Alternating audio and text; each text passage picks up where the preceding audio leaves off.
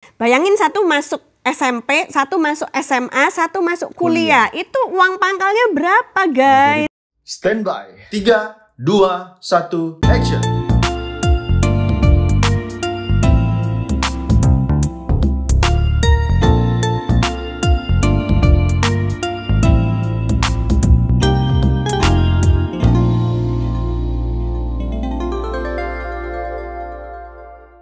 Ketemu lagi dengan Daniel dan Debbie dalam Love Revolution. Karena cinta perlu perjuangan dan tindakan nyata. Sekali lagi kita akan ngomong yaitu tentang uang. Kenapa sih ngomong tentang uang terus? Ini udah berepisode-episode loh. Ya, kita tahu lah kalau uang itu kan sangat penting ya di dalam kehidupan. Tidak bisa dipungkiri, siapapun kita, uang itu mendominasi kehidupan kita. Bahkan aku katakan menjadi kebutuhan primer gitu ya. Karena segala macam kebutuhan itu tentu perlu diselesaikan dengan adanya uang. Memang uang bukan segala-galanya, uang tidak menciptakan kebahagiaan yang sejati, tetapi aku percaya kalau misalnya satu keluarga itu mempunyai keuangan yang solid atau memadai atau sufficient, maka mereka akan dengan lebih mudah untuk mengelola keluarganya dengan baik dan bahkan tidak memungkinkan atau tidak menutup kemungkinan bahwa keluarga itu akan lebih mudah untuk hidup dalam kebahagiaan. Setuju? Ya, oke. Nah, khususnya pada hari ini kita akan berbicara tentang financial planning untuk pengaturan uang sekolah anak. Nah, itu ya. Karena kalau kita lihat ada kecenderungan nih dan di dalam masyarakat. Memang nggak semua sih. Tapi orang tua yang berusaha untuk menjaga gengsi mereka dengan cara menyekolahkan anak-anak mereka di sekolah yang keren-keren gitu kan. Yang internasional misalnya. Sekarang nggak boleh ngomong internasional ya. Sama aja. Intercultural or whatever gitu kan Nggak ya. apa-apa, tetap Dan juga maksudnya yang mahal-mahal gitu kan. Supaya dipandang oleh masyarakat itu wah ini keluarga yang the have gitu kan ya. Well to do gitu. Tanpa mereka menghitung atau mengkalkulasi dengan kemampuan mereka. Sehingga akhirnya banyak sekali orang tua yang merasa kejepit gitu dengan beban berat yang harus mereka tanggung ketika membayar uang sekolah anak-anak mereka. Betul. So kalau mau dilihat dari beberapa sudut ya. Yang pertama kita harus tahu nih bahwa sekolah itu merupakan kebutuhan dasar seorang manusia ya. Jadi karena dari sekolah tentunya anak kita, ini kalau kita ngomong tentang anak-anak yang lebih kecil ya, mereka bisa belajar ya, mereka bisa belajar untuk baca tulis dan yang lain-lain. Walaupun memang seharusnya kebutuhan mendasar untuk baca tulis itu alangkah baiknya kalau dipenuhi dalam rumah tangga. Nah, kita kan sekarang tidak menutup kemungkinan bahwa suami istri dua-dua harus bekerja. Nah, kalau kedua suami istri bekerja, anak-anaknya sama siapa juga. Jadi beberapa orang yang bekerja di kota-kota besar, bahkan sekarang misalnya di Jakarta deh ya, mungkin yang sudah cukup lumrah, anak-anak dititipkan di daycare center. Nah, di sana tentunya ini ada topik yang sedikit berbeda, tetapi perlu mencari daycare yang cukup relatif aman lah. Ya, misalnya yang memprovide CCTV kamera sehingga ada gambar yang bisa dilihat anak kita ngapain di sana, terus kemudian dengan suaranya juga sehingga kalau anaknya nangis, orang tuanya dari jauh bisa tahu dan kemudian mempertanyakan hal itu. Nah, tentunya hal itu nanti di daycare center yang tepat, anaknya juga minimal bisa belajar untuk bersosialisasi ya. Dan kemudian beberapa daycare center aku dengar juga mungkin mempelajari basic baca tulis kayak PAUD gitulah ya. Nah, kemudian yang kedua berikutnya tentunya naik ke jenjang lebih tinggi, anaknya naik ke sekolah yaitu SD, belum, TK, playgroup dulu masih lama ya.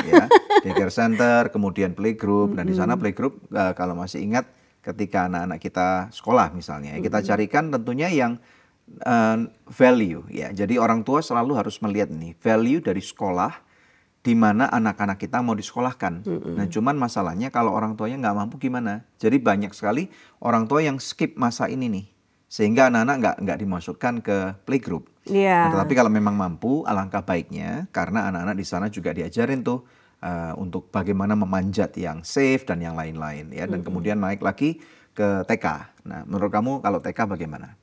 Ya, kalau TK kita harus memilihkan TK yang aman, itu pertama buat anak-anak kita. Definisi aman itu apa? Aman itu ya misalnya apakah di landed property atau di sebuah gedung perkantoran itu harus dilihat aksesnya, masuknya seperti apa, apakah harus nyebrang jalan gitu. Terus kalau ada halamannya dikunci apa enggak, supaya anak-anak itu kan nggak gampang diculik orang gitu atau Betul. nggak ketabrak mobil gitulah Betul, ya. Namanya betul. juga anak-anak, mereka masih nggak ngerti kan, pasti lari-larian. Nah, Betul. cuman kalau dalam hal finance, tentunya semakin banyak fasilitas yang diberikan oleh sebuah sekolah, Iya, pasti akan lebih mahal. pasti harganya akan lebih mahal. Betul. Apalagi kalau anak-anak kita diajarin bahasa Inggris.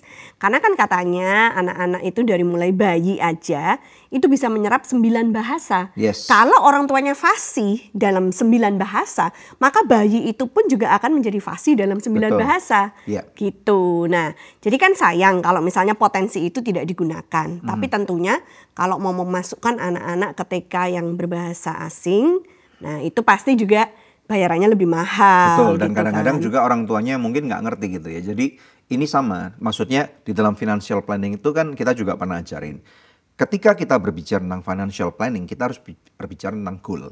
Nah, salah satu goalnya mungkin adalah untuk nyekolahkan anak ini tadi. Itu juga bisa. Seberapa tinggi nanti anak kamu mau disekolahkan Ya. atau kemana nanti tujuannya. Betul. Nah, alangkah baiknya kalau dari sekecil Awal, mungkin didesain. dibekali ya. Ini pengalaman dari kita berdua ya. Puji Tuhan kalau kita berdua kan pernah sekolah di luar negeri. Iya. Nah, ketika kita masih kuliah di luar negeri itu pada waktu ketika kita lulus SMA, bahasa Inggris tidak secanggih sekarang di Indonesia. Oh, iya, Jadi betul. kita berdua juga mengalami betapa susahnya untuk belajar bahasa Inggris.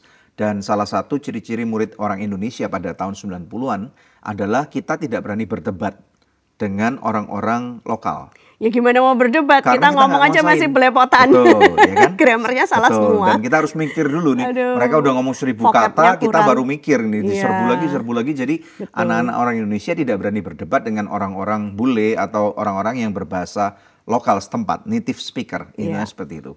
Nah, jadi kita jadinya punya satu agreement kalau gitu supaya nanti anak kita tidak mengalami kesusahan yang sama. Alangkah baiknya sejak kecil kita di rumah conversationnya ngomong pakai bahasa Inggris gitu loh. Jadi ini supaya pemirsa tahu kenapa kok Daniel and Debbie ini kadang-kadang kalau ngomong Inggrisan gitu. Iya. Jadi karena kami menyadari betapa susahnya bahasa Inggris itu. Kalau tidak dipelajari Betul. dari awal. Jadi kami Betul. berpikirnya mendesainkan supaya anak-anak ini besok bisa globalisasi Ya, kan. dan fasih berbahasa Ya, Inggris. bisa. Kalau sekolah di luar suatu hari kelak itu mereka tidak akan kesulitan seperti papa mamanya. Yes, yang mana betul. kita harus les TOEFL dulu, terus harus ikut kelas foundation dulu, Betul, ya kan itu betul. ribet amat gitu. Ya, dan itu menuntut kita untuk ngomong bahasa Inggrisan sama anak kita Di gitu, rumah, dari kecil ya. ya kan. Nah, jadi sehingga ketika anak ini dewasa ya istilahnya lanjut dari TK, SD, SMP, SMA ya harus dicarikan sekolah yang berbahasa Inggris. That's right. Yang Or at main least yang language-nya, bilingual, ya, ya. bilingual atau menitik beratkan kepada bahasa Inggris. Betul. Zaman sekarang pilihannya mau apa? Bahasa Mandarin kah? Titik beratnya juga bisa. Iya, bisa. Nah, tentunya ini semua required a lot of money. Iya. Uang yang cukup relatif Iya. banyak. Betul. Nah, walaupun demikian, ini kita tahu ya ada satu quotes yang sangat penting nih dari Nelson Mandela yang kita pakai untuk menjadi salah satu dasar untuk memberikan beasiswa kepada anak-anak yang nggak bisa sekolah. Yang mengatakan bahwa education is a powerful tool to change a generation atau to change the world bahkan. Pendidikan Yes. adalah senjata yang ampuh untuk merubah dunia. Sebuah generasi ataupun bahkan merubah dunia. Ya. Karena apa? Kalau nggak ada edukasi, berarti minim literasi, nggak bisa baca, nggak bisa tulis, orang itu tidak akan tahu apa yang terjadi di dunia ini. Wawasannya sempit Yes, gitu sempit ya. banget. Kalaupun sekarang Pak kan bisa pakai handphone, ada Reels, ada TikTok dan macam-macam, ya memang cuma terbatas dari yang apa yang orang katakan. Tetapi kamu tidak akan bisa research untuk menjadi penemu tangan pertama dari apa yang sedang terjadi. Dan itu memerlukan satu skill khusus. Nah, anak-anak kita harus diberikan satu kerinduan atau kemampuan untuk bisa research tangan pertama. Karena dengan demikian mereka tidak akan mudah untuk menerima hoax. Ya, zaman sekarang zaman hoax. Kita dikasih berita ini, dikasih berita palsu, berita bohong, kemarahan dan macam-macam. Apalagi sekarang di sini ada perang, di sana ada perang nih. Ya, Tuhan Yesus mungkin mau datang kali yang kedua udah nih ya. Jadi kita harus mengequip anak kita untuk bisa belajar lebih mandiri. Iya. Nah, sekarang go back. Tipe-tipe sekolah dulu ya. Jadi kalau kita sekarang ngomong nih ya, tipe-tipe sekolah, kita tahu yang pertama tentunya ada yang namanya homeschool.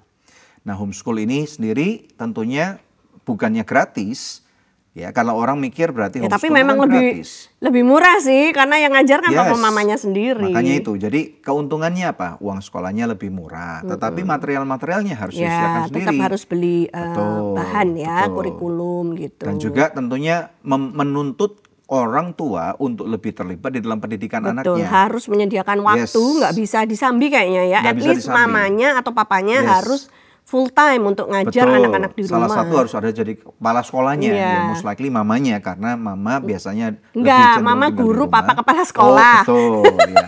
Jadi istilahnya supaya ada aturan-aturan yang jelas kan. Iya. Nah, jadi jangan dikira bahwa oh kalau gitu homeschool aja, karena belum tentu loh. Kalau kamu nggak punya kemampuan, kami Stres. tidak menyarankan untuk Iya. kamu melakukan homeschool kepada anak kamu, karena itu sangat stressful banget nanti, dan kamu nggak bisa enjoy tiap hari Iya. ribut nanti dengan anaknya. Kecuali kalau orang tuanya, khususnya mamanya yang bakalan Yes. ngajar setiap hari ya yakin bahwa itu adalah panggilan Tuhan dalam hidupnya. Nah, Betul. silakan. Tapi kalau Yes. bukan, nanti ujung-ujungnya tuh jadi kebawa ingin marah terus sama anaknya Betul, gitu loh. dan itu Salah memberikan mulu di dampak yang depan. tidak baik. Salah melulu di depan mata orang Betul. tuanya yang mengajar gitu Betul. kan. Tapi memang kalau secara biaya itu jauh lebih murah.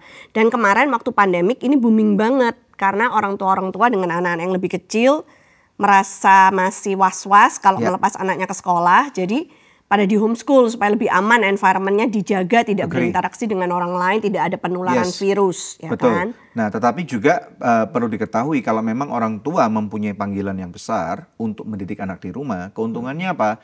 Ini anak-anak kan mempunyai satu safe environment gitu ya, satu lingkungan yang jauh lebih aman, tidak mudah terpengaruh dari apa kata dunia. Ya. Ya, tetapi Ya. perlu sekali lagi ini tuntutan yang sangat besar. Nah, kalau mau ya tentunya harus pelajari lebih dalam, silakan di Google Ya. keuntungan kerugian daripada homeschool. Jadi orang tua pun harus mau berpikir jauh ke depan, 3-4 langkah ke depan, sampai nanti mampu nggak untuk apakah cuman misalnya waktu kindergarten atau TK doang. Ya, ya sudah kalau memang mampunya cuma segitu.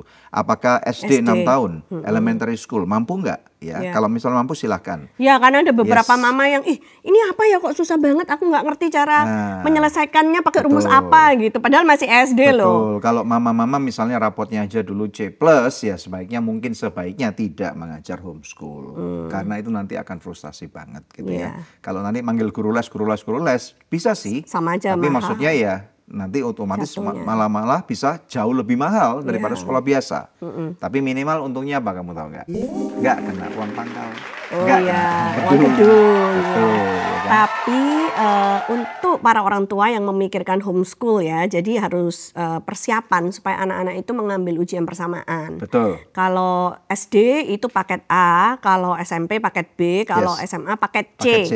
Jadi setidaknya homeschool kalian itu ada sertifikatnya. Ya. Sehingga nanti kalau anak mau melanjutkan ke Betul. sekolah di tempat yang jenjang yang normal stream, mereka tidak lagi kelapakan. Betul. Tahu nggak cikal bakal daripada homeschool itu semestinya dari mana gitu? Dari misionaris kan. Nah, betul. Karena anak-anaknya nggak mungkin dimasukkan sekolah Yes. lokal, jadi orang tuanya yang misionaris itu sekalian mengajar anak-anak di Betul. rumah. Jadi kebanyakan orang-orang misionaris zaman dulu, apakah dari Eropa atau dari Amerika, kan nggak mungkin pergi ke negara Indonesia, mungkin anak-anak juga nggak bisa beradaptasi dengan bahasa lokal, atau nanti ketika pulang, jenjang pendidikannya beda jauh, makanya homeschool itu dibuat asalnya dari sana.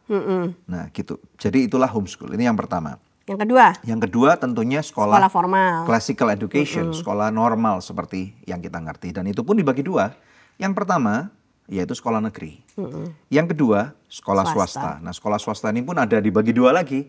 Ada sekolah nasional, ada sekolah nasional plus, ada yang ketiga ya dibagi tiga ya, yaitu international school. Jadi yang mana nih? Nah jadi bolak-balik tujuannya apa? Ada orang-orang kaya yang juga tetap mempunyai prinsip untuk nyekolahkan anaknya di sekolah negeri loh. Jadi tidak melulu bahwa anak-anak yang di sekolah negeri itu adalah anak-anak orang-orang yang dari keluarga sederhana. Tidak melulu. Jadi ada sekolah negeri yang ternyata spesial SMA 8 di Tebet itu katanya ya. Itu mungkin karena lulusannya selalu yang terbaik, jadi makanya fasilitasnya dibagusin dan menjadi sebuah prestige. Kalau orang bisa diterima di situ, artinya prestasimu pasti bagus. Betul. Dan juga kalau nggak bagus seharusnya pasti ditolak. secara teori nih ya, kita memang nggak pernah nyekolahkan anak kita di sekolah negeri. Tapi secara teori adalah mengikuti cara distrik gitu ya. Jadi di mana tinggalnya di situ anaknya harus sekolah di sana. Nah jadi keuntungannya apa kalau anak sekolah di sekolah negeri? Tahu nggak? Dekat dari rumah. Satu, terus kemudian? punya koneksi. 2, oke. Semua punya koneksi. Tapi lebih penting dari ini. Gak tahu apa. Gratis. Gratis sekolah negeri? Sekolah negeri gratis. Jadi dari SD, SMP, SMA gratis. Begitu. Yes, karena pemerintah Indonesia ini yang kita harus patut syukuri ya terhadap pemerintah Indonesia. Pemerintah Indonesia sekarang tentunya jauh lebih baik dibandingkan 20-30 tahun yang lalu gitu ya. Jadi pendidikan sekarang memang gratis, terutama di kota besar kayak Jakarta gini ya. Saya ngomong tentang Jakarta dulu, kita nggak ngomong kota-kota kecil. Walaupun pungli-pungli, seragam-seragam dan yang lain-lain masih begitu banyak. Tetapi namanya sekolah negeri pada dasarnya adalah gratis, titik. Intinya di sana ya. Nah jadi itu keuntungannya. Sehingga orang tua tidak terlalu terbeban berat untuk kemudian harus maksa untuk bayar uang sekolah yang mahal. Karena relatif murah. Kalau anaknya mampu ya secara prestasi. Kan nggak sembarang orang diterima. Nah cuman masalahnya gini. Sekolah negeri konotasinya ini di luar SMA 8 tadi. Kualitas pendidikannya tidak baik. Karena apa? Gurunya sembarangan. Tidak ada standarisasi yang cukup. Makanya di sekolah negeri pun kan kalau kita ngomong sekolah swasta kan ada predikatnya tuh ya, terdaftar, kemudian diakui, kemudian disamakan apa? Negeri harusnya. Jadi sekolah negeri seharusnya menjadi barometer pendidikan di sekolah Indonesia. Gitu loh. Tetapi kenyataannya pada fakta di lapangan sekolah negeri, kalau tanya anak lu sekolah mana? Sekolah di internasional sini. Kenapa ke sana? Ya daripada sekolah negeri nggak bagus. Karena masih banyak sekolah negeri yang mempunyai citra yang tidak bagus, gurunya masuk asal-asalan, ngajarnya asal-asalan, kualitas pendidikannya itu nggak terlalu bagus dan yang lain-lain, sehingga akhirnya di dalam kefrustasian ini timbullah sekolah swasta.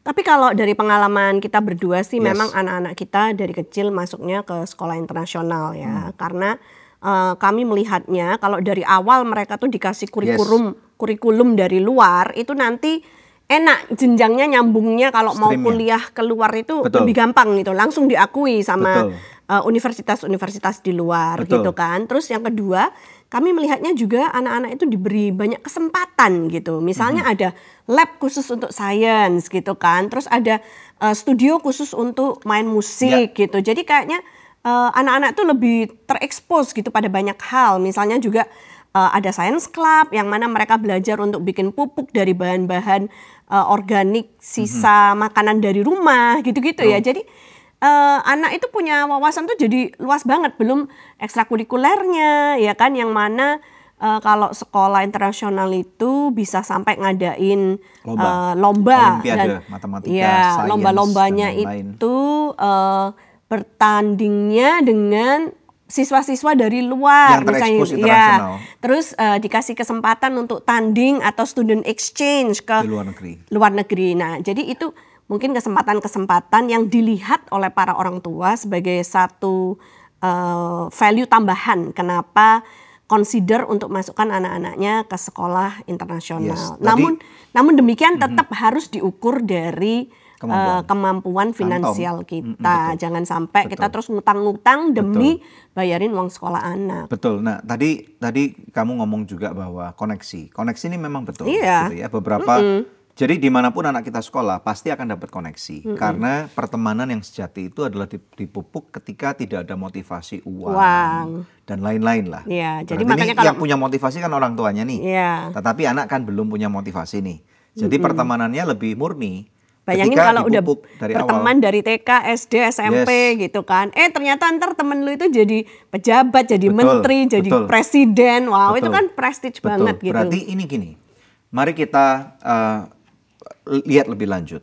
Jangan berputus asa ketika misalnya kalian berada di dalam status keuangan yang let's say kan kita misalnya ya strata sosial memang tidak seharusnya dibagi, tetapi tidak bisa dipungkiri bahwa di dalam masyarakat ada ranah nih ya, masyarakat ekonomi lemah, ekonomi menengah, dan ekonomi atas.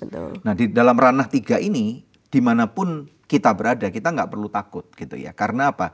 Sebenarnya berkat itu dari Tuhan. Bukan karena kerja keras anak kita saja atau kerja keras kita saja. Firman Tuhan justru mengatakan bahwa susah payah tidak akan ditambahkan ketika Tuhan memberkati seseorang. Ada orang yang bangun pagi-pagi, tidur sampai larut malam, tetapi kemudian apa? Bekerja siang malam supaya apa? Mendapatkan roti. Tetapi tidak ada berkat di sana. Cuma cukup untuk buat makan doang. Buat apa?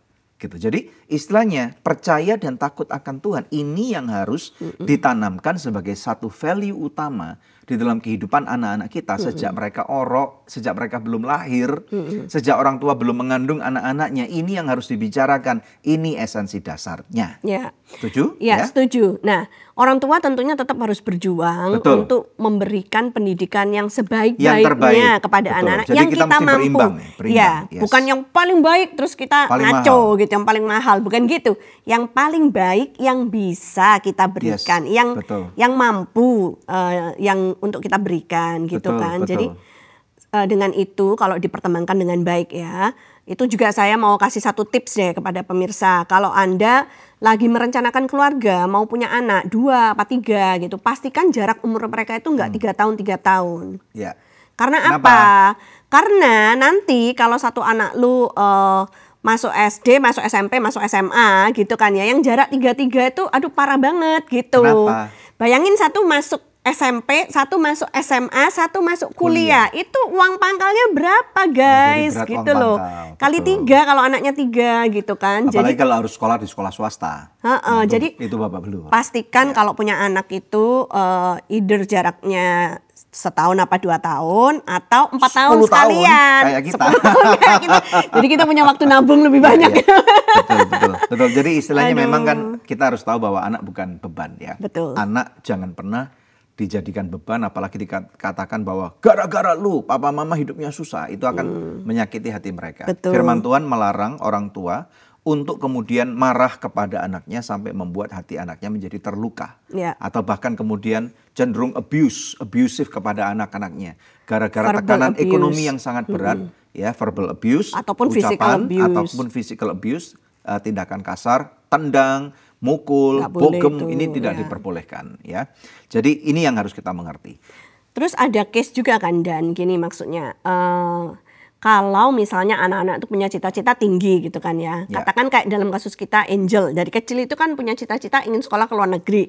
Tapi kan harus diukur dengan kemampuan kita kan. Kan itu ada lagunya. Apa? Ini aku anak Indonesia, punya cita-cita setinggi angkasa. Ini aku, mana suaranya? Anak Indonesia. Terus mengejar mimpi, meraih masa depan. Nah itu lagunya Mars Adikku Sayang. Ya. Nah tapi terus ketika Angel mau lulus SMA, kita harus menghadapi realita bahwa ternyata tabungan orang tuanya tidak cukup untuk anak ini sekolah di luar. Yang cukup hanya untuk masuk ke universitas di Jakarta gitu ya. Jadi pada saat itu maka yang kita lakukan adalah berdoa Angel, karena kami siapkan Angel sudah sejak kecil ya.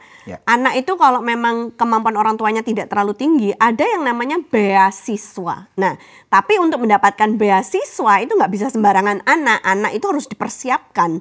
Ya kan, nilai-nilainya harus bagus tentunya, terus punya sikap yang bagus gitu. Maka nanti akan dilirik oleh institusi-institusi yang mau memberikan beasiswa kepada anak-anak berprestasi tersebut gitu kan. Jadi kalaupun orang tua dan anak punya cita-cita yang tinggi tapi tidak sesuai dengan ukuran kantong orang tua, maka persiapkan anakmu dari awal untuk bisa mendapatkan beasiswa. Betul. Gitu. Ya, juga ini saya mau kembali ke tentang koneksi ya. Jadi koneksi diperlukan sekali memang. Makanya beberapa orang yang cukup strategis, mereka naruh anaknya di sekolah-sekolah yang punya cukup nama dan cukup baik, supaya nanti akhirnya mereka bisa berteman dengan orang-orang yang dari kalangan yang diharapkan. Betul. Nah, tetapi sekali lagi ini memang bukan jaminan. Makanya tadi ada dalam ekonomi yang sederhana, menengah ataupun atas, kita selalu akan dapat koneksi kok. Iya betul. We never know gitu. Ya, misalnya contoh dari orang-orang yang misalnya kayak kita wawancara di Goodnews Program, ada begitu banyak orang, salah satunya Dr. Cici, selama anaknya mau bekerja dengan sungguh-sungguh, belajar dengan baik,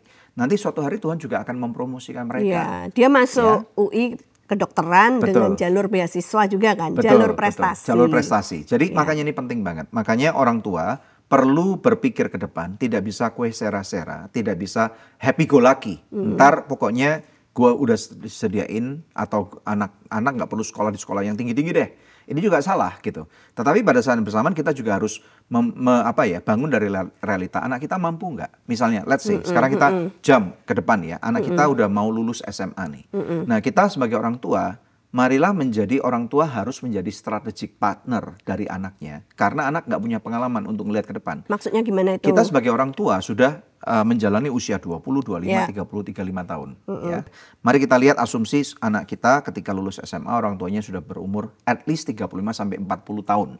Ya. Berarti orang tuanya sudah punya cukup pengalaman dong. Tentang susahnya membangun karir dan yang lain-lain. Dan orang tua punya kemampuan untuk melihat apa yang terjadi dalam musim di dunia ini gitu. Nah kalau aku pribadi ngelihat nih ya, memang harus dimengerti mempunyai titel S1 itu adalah sebuah gengsi. Karena lebih memudahkan untuk mencari pekerjaan. Ini mah yes. Tetapi tidak menjamin apakah seseorang itu mahir untuk make money. Ini dua hal yang berbeda nih. Jadi tetapi anak harus mempunyai dua kemampuan ini. Dia harus tetap bisa survive untuk make money. Karena ketika suatu hari orang tuanya sudah tidak ada lagi, dia harus bisa hidup sendiri. Apakah masih single, apakah sudah menikah. Jadi kalau memang anak kamu tidak mempunyai kemampuan akademis yang memadai dan tidak bisa melanjutkan di sekolah perguruan tinggi untuk mendapatkan strata 1 atau S1, maka lihat dong. Pelajaran-pelajaran akademis apa, misalnya yang diploma-diploma apa, yang jarak pendek. Atau yang non-akademis. Kursus-kursus apa, betul. Yang cukup memadai sesuai dengan passionnya dia, atau sesuai dengan tren making money pada zaman itu. Kemudian ya udah kursuskan 3 bulan, kursuskan 6 bulan, kursuskan 12 bulan. Sambil kemudian dia bisa, ini masuk jalur fast track. Jadi kita perlu secara strategis membimbing anak kita masuk jalur untuk bisa employment ini. Supaya apa? Bisa make money. Itu termasuk sekolah kejuruan gitu ya? Bisa sekolah kejuruan atau kursus-kursus apapun juga. Kalau pertanyaannya, kalau kita nggak punya duit masih gimana? Benar-benar susah nih. Nah bisa beli kuota nggak? Atau yang kedua, bisa beli rokok nggak? Bisa beli vape nggak? Nah kalau orang tua bisa beli rokok, bisa beli vape, berarti ini tantangan buat orang tua. Berhentilah merokok, berhentilah vape. Supaya apa? Kamu bisa beli kuota untuk anakmu, bukan untuk main PUBG atau main game, tetapi supaya anakmu bisa belajar dari YouTube. Sekarang mau belajar kuliner, tidak perlu sekolah aku rasa, kalau memang uangnya tidak memadai. Belajarlah latihan memasak dari chef-chef yang ngasih resep, ya, baik di YouTube ataupun di TikTok atau di Instagram Reel. Masaklah di sana dan kemudian jualah masakan itu untuk jadi duit. It's not hard. Ya, atau kalau kamu misalnya punya passion dalam beberapa hal untuk jadi teknisi listrik atau apapun juga bisa sekarang ditemukan di YouTube dan itu gratis, cuman bayar pulsa doang, bayar kuota gitu. Jadi intinya kita harus berimbang, tidak perlu karena gengsi sampai kemudian harus memaksakan sekolah di luar negeri anaknya atau harus di sekolah yang paling mahal di kota itu untuk bisa dapat gelar S1. Toh nanti kalau nggak dapat pekerjaan juga percuma. Jadi kalau memang anaknya tidak niat belajar secara akademis atau tidak sampai kemampuannya secara akademis, tidak sampai kemampuan uangnya juga, maka bisa ada alternatif yang dicarikan. Ya, intinya tetap belajar. Ngambil kursus-kursus itu. Tapi jangan sampai kita tidak mau mengendorse orang-orang yang mengatakan, percuma kan nanti punya S1, punya S2, S3 kan belum pasti kaya. Oh ya memang bukan kekayaan harusnya menjadi goal. Tetapi kalau kamu tidak lulus S1 dan supaya kamu bisa nonton drakor, main online game, rebahan, bangun jam 2 siang, tidur jam 7 pagi. Nah ini yang perilaku-perilaku ini yang harus kita larang. Ini yang anak malas. Kalau punya anak seperti itu, jangan boleh tinggal di rumah, usir dari rumah bila perlu. Waduh, jangan dikasih uang, harus ditindak keras nih. Karena di Alkitab juga dicatat siapa yang nggak kerja, jangan makan, gitu ya. Supaya apa? Kalau barang siapa kan firman Tuhan ngomong, barang siapa menyayangi anaknya, jangan sampai kamu nggak pecut anak kamu.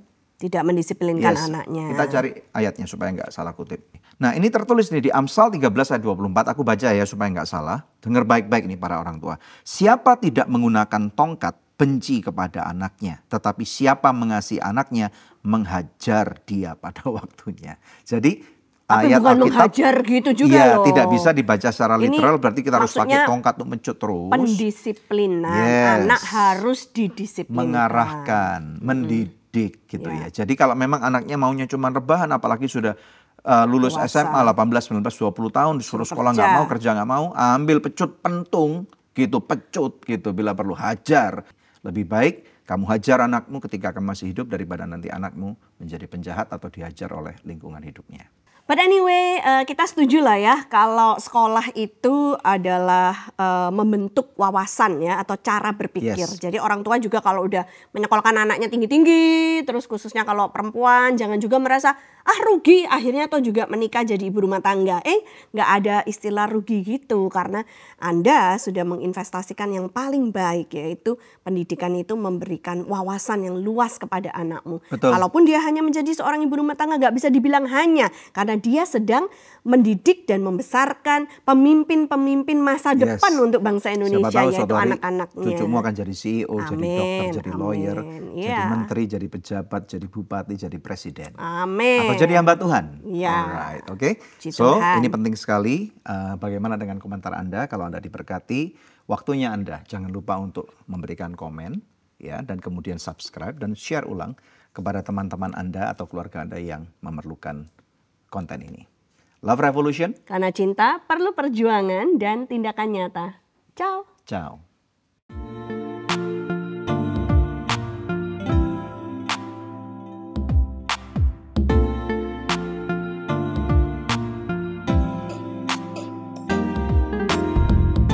Terima kasih sudah tune in di podcast Love Revolution. Kalau kamu ngerasa feel-nya dapet banget nih sama konten ini, langsung aja bisa share di sosmed kamu. Dan jangan lupa untuk tag dan juga follow Instagram Daniel Hendrata dan juga Debbie Katarina.